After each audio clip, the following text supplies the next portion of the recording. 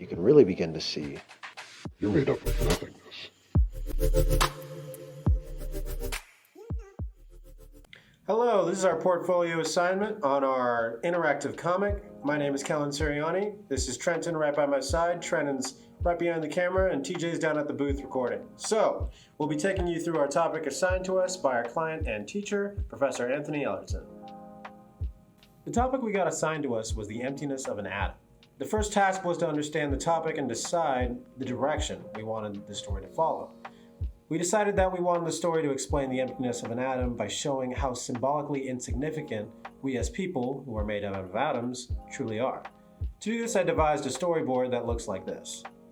Once we had the outline figured out, I quickly started divvying up the tasks, and we each had a clear idea of what we should be done from week to week. This was a process that we essentially kept from beginning to end by using different documents to assign the new tasks as we finished. In the early stages of our project, we were all divided by these roles as manager, animator, artist, colorist, sound engineer, and designer. In the beginning, Kellen had the role of team lead, animator, and artist, where he managed everything from storyboarding and task management to animating and drawing. I was in charge of coloring animations and sound effects for everything.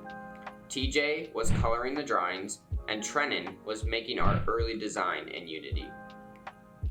Eventually, we got very far along with our drawings and animations, so we needed to decide how this would look in Unity. To get that idea, we created a UX design in Adobe XD that would represent what we'll want the story to look like. This was also around the time where we needed to pivot from our storyboard because our client, Mr. Ellison, told us that we needed something more. To accomplish this, we had the idea to narrate and provide valuable dialogue to our interactive comic. That would tie in the symbolic and scientific reasoning. This ended up changing our original conceptation of the design, but we were now able to primarily focus on building the new concept in Unity. We created many coding scripts to make our interactive comic work. Most of these scripts were rather easy to write and encountered very few difficulties. However, there were of course some scripts that gave us issues. One of the most complex of these scripts to figure out was the camera zoom script used in the atom drawing scene. TJ initially brought in this script accompanied by a functional camera zooming animation.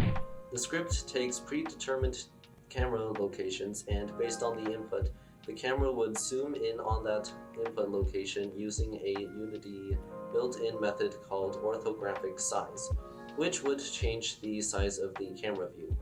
The next step in this script was to activate those predetermined locations based on user input. It was easiest to use keyboard inputs to change from photo to photo. Most frustrating part of this project was definitely the video displays. In our first design draft, before we pivoted, we actually created separate scenes for every page. However, we found that it really hurt our video displays as Unity under the hood was confused about where to display the videos. We would eventually fix this issue if we had the chance, but our client, Mr. Ellerton, wanted us to have a format with one video display that changes positions. So we combined all of our main comic scenes into one scene. Then it was really just a matter of getting the videos to play in a predetermined order. And this took time. Despite the comic video script looking so small and simple, the order of events that take place in the script caused us the most difficulty to get right. Not to mention, we went through multiple different approaches to these codes that you won't see because we usually decided to leave only the end result for cleanliness purposes. After that, we really just used brute force method to move the video displays in the exact positions in the comic after the video played. There are many other bits of code that were fairly tricky to include throughout the project. The enable and disable code, for instance, was riddled with errors and mistakes when we initially tried to bring in a timer. The flipbook script was fairly simple, but nevertheless vital to the project. And even the audio play script is something that can't be overlooked because of a duplication problem we had. Figuring out the solution to these problems was draining, but a fun journey, and each small part of the project is something like a cog in the machine that we can take pride in. All in all, this project was like most other projects we have done in the GIMM program so far.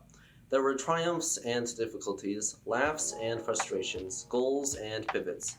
Nothing comes easy when you're in the GIMM program. Despite this, we have learned a lot because of the self-driven projects we choose to create, and that is what made this project even more enjoyable and fulfilling.